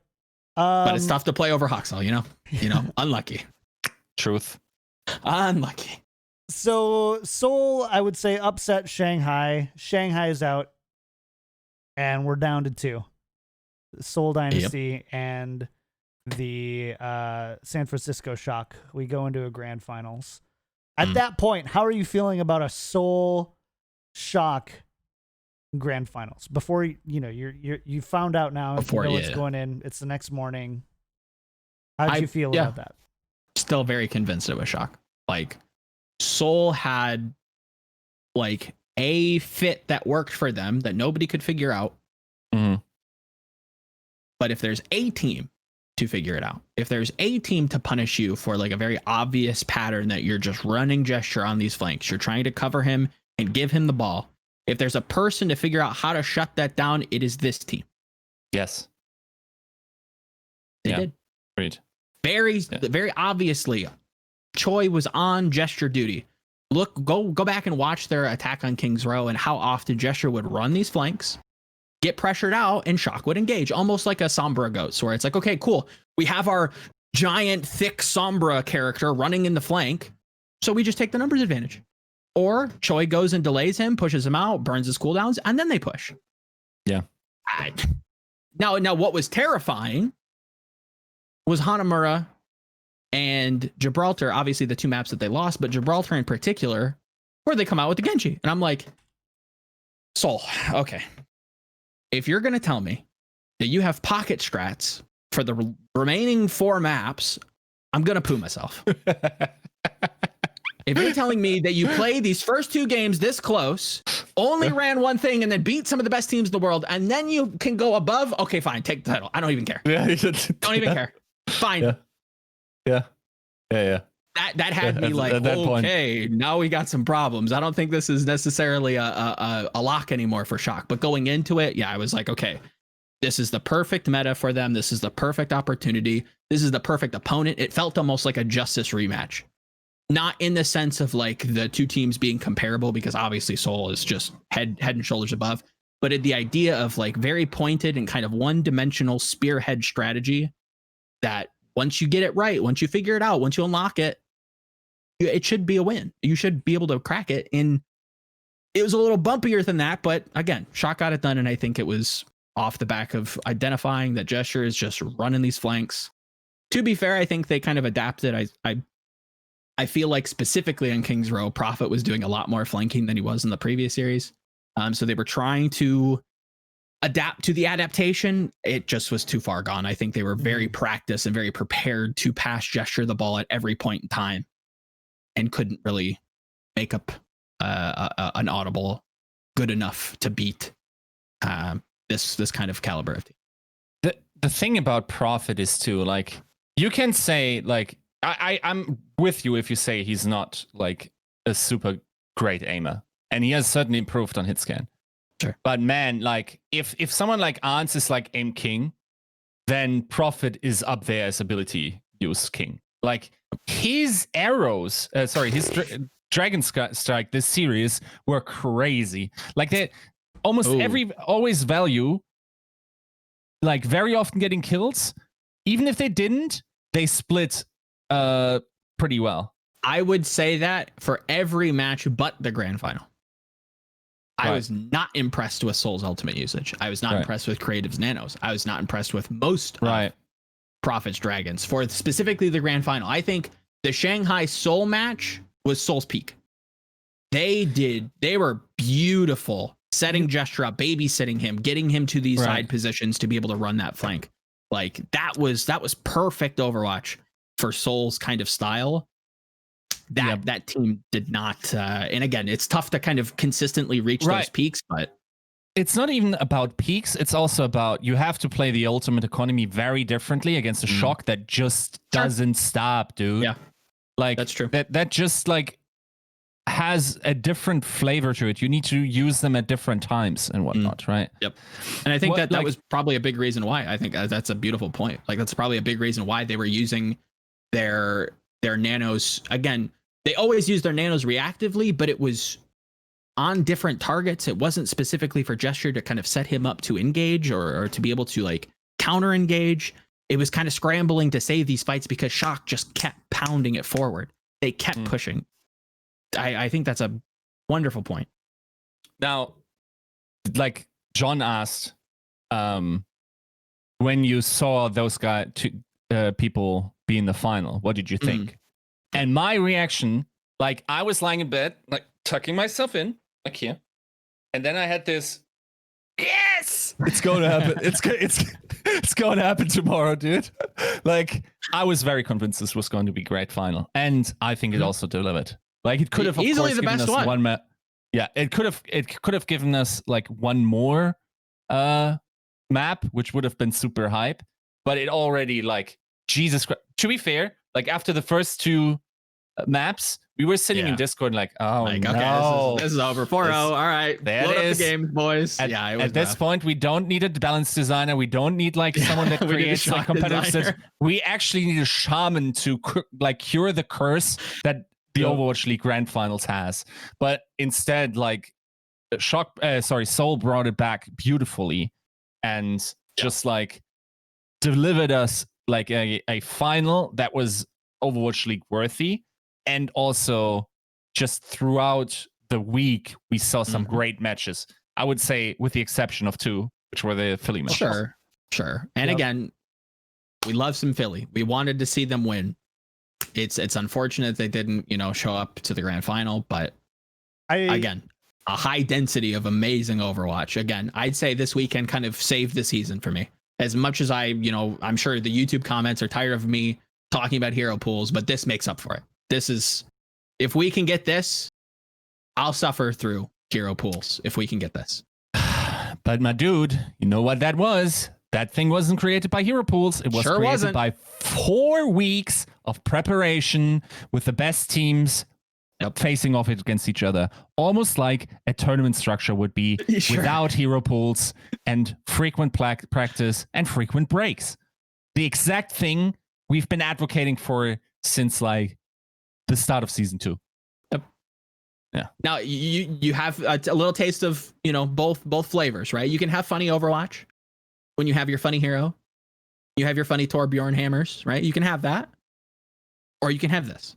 You can have the grand finals. You can have 3-2 shock, 3-2 shock. To be fair, this wasn't 4-2 4 weeks of the same meta that we had to watch though either. No, definitely. Some absence to make the heart grow fonder in the break. But looking at the playoffs entirely, I think there was enough diversity to say, hey, this team has a different look. We can talk about that. Right. And, oh, this team's running this. Okay, why is that? Like, that's interesting. I think there is a middle ground to be able to do both, and I don't think it has to be artificial. I think it can be slightly manufactured with aggressive balancing that, again, Blizzard have finally ramped into, which I am very thankful for. Very thumbs up. If not, maybe a little bit more aggressive. But I don't think it needs to be this artificial tool limiter. Just let the players have the tools. Randomly take out 4 of the most used heroes. I get it. Yeah. And we're not going to harp on that today. No. The last thing I want to end the show on a good note. Lovely season. 2020 rock. We're going to end it on this though, and that is the Grand Finals MVP. Yeah. Striker. You guys have talked about a lot of great talent on the Shock. And how so many of them, contributed to the team's success over the weekend. Does Striker, though, strike you as that Grand Finals MVP? No, it was great. In fact, good job. Good job. This is money. Not fair.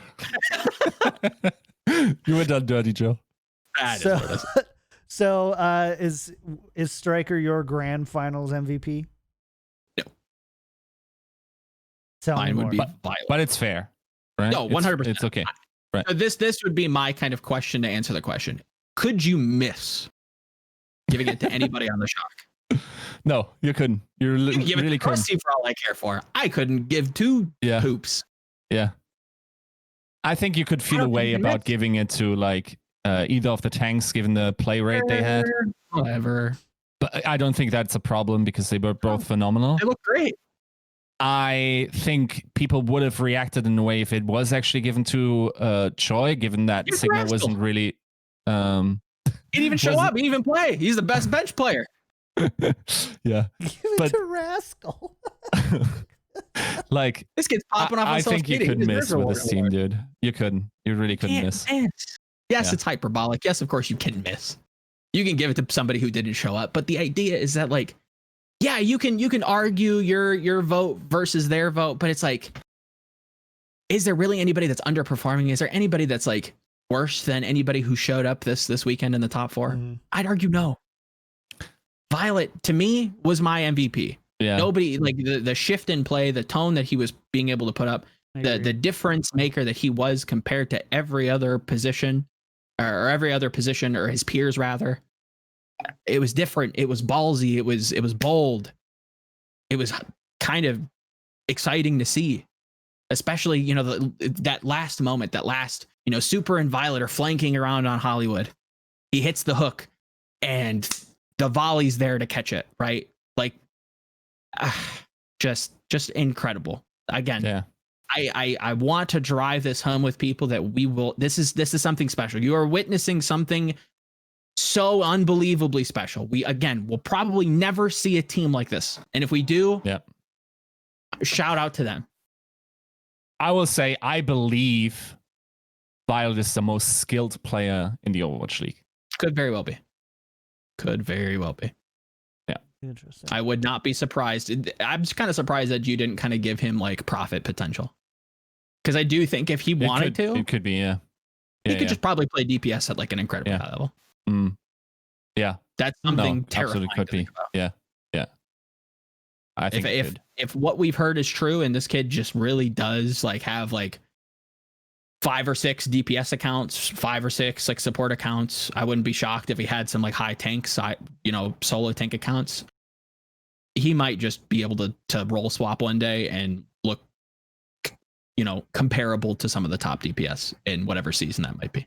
Yeah, that's terrifying to think about. Oh, hey Joe, did you get enough player cams over the weekend?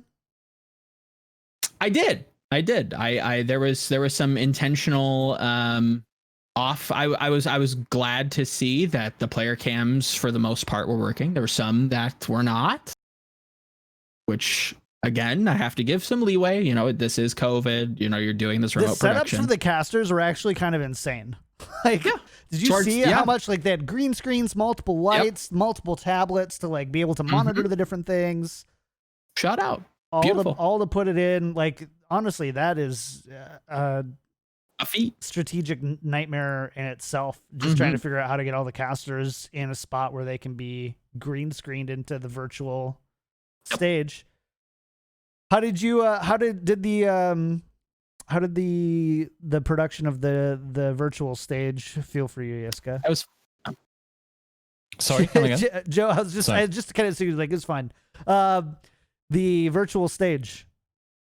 How do you think it all went out? Like, yeah, I discussed it a little bit. I think the premise is sweet. I think the execution is like you can improve on that. I think you already saw that Zoe's like camera, whatever she had there was much better than the other. Like, I don't know, like there was a weird thing with like the headsets of the guys just like being like a little too aggressive on the chroma key. But again, I think it was good.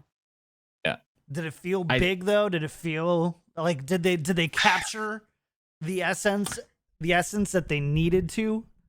I think they did.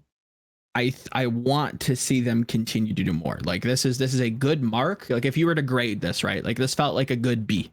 Like good, fine. You didn't go above and beyond.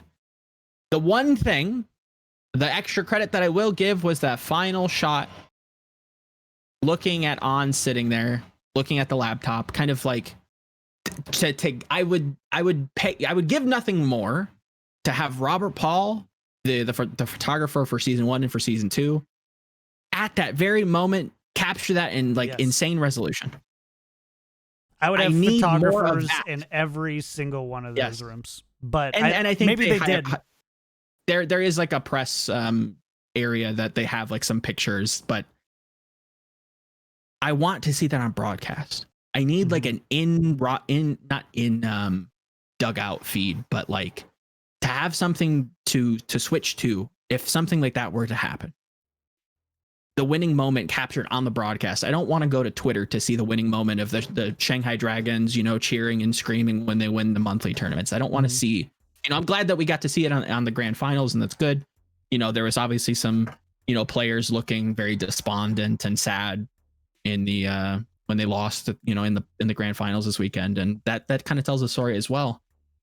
That's what we need going forward. We need to take a little bit. We have to learn from the lessons of Apex and OGN and showcase these players. People want to see them. We want to see them be sad, be happy, even just be like miserable in some ways. Not miserable and like, you know what I mean? Yeah, hopefully. I get what you're saying. We need to see more of them. I kind of was thinking about what you were said last week when I was watching football last night, and how every time they cut to commercials and stuff, they cut back to they would always cut back to like these really amazing slow motion type footage of what had just happened, something important and valuable. And I think we kind of get that on the game side, but even with live and lands, we never really got that on the player side. When you're sending me off to a commercial break, show me the team going yes and high-fiving in slow motion, not brief little and it might not ever, you might not have an opportunity or a strong opportunity, but just like a head shake.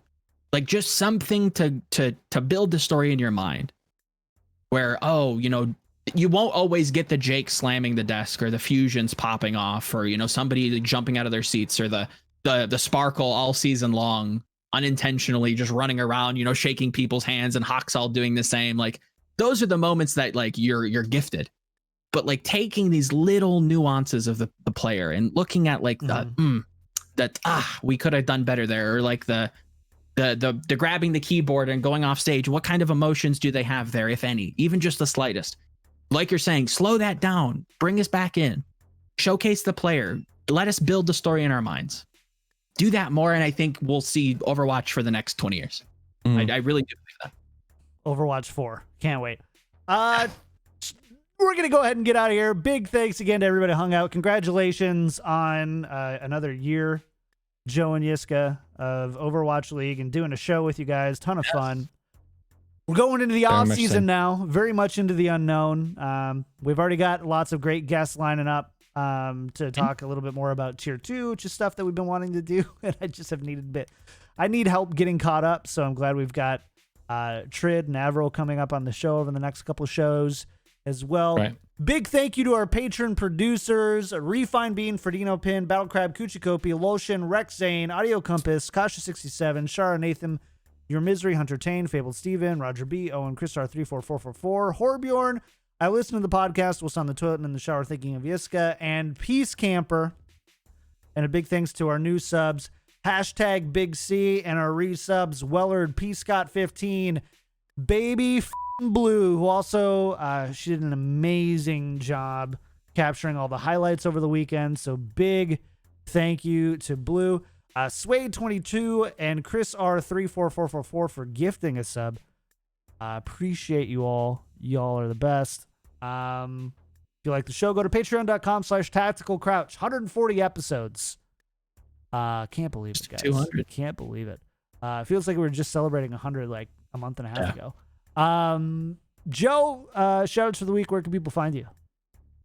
Yeah, if you want to hear me talk a little bit more in depth on, you know, why we need to show the players more, there's a beautiful article that I wrote on GG Recon that kind of does that. I hope to make you cry. That was the aim. Please tell me if you did. Yeah, just writing some more stuff, starting to get into roster mania. I've got the Charge coming up. I've got Dallas being potentially a good team coming up. We'll have to see, you know. I saw the pitch. This man is crazy. We'll have to see. Yeah. All right. Yiska, what about you, man? Shout out to the week. Where can we find you? Yeah, I wrote a feature today on the sweetness. Like I thought, okay, my guys, I know them. Their heart is full from the weekend. There's butterflies in their tummy that want out. So I'll take the different angle and celebrate the production team that brought like a really good ending to this season, and also what it will mean for 2021 going forward. Because I don't think much is changing in the world next year, especially during the time what we probably going to play. So you can check that out on GG Recon. Sweet. As for me, you can find me everywhere at Kick Tripod, Twitch and Twitter, and YouTube at youtube.com/KickTripodYT. Got a couple of tech videos coming up soon, which I'm really excited about and finally getting around to doing. So that's pretty great. Other than that, make sure to find us everywhere online at Tactical Crouch. Tune in Monday, Wednesday at noon Pacific. And then tune in for our Valorant show Spike Drop on Fridays at noon Pacific at twitch.tv/KickTripod as well. We love you all. We will see you on Wednesday with Avril. Until next time, bye.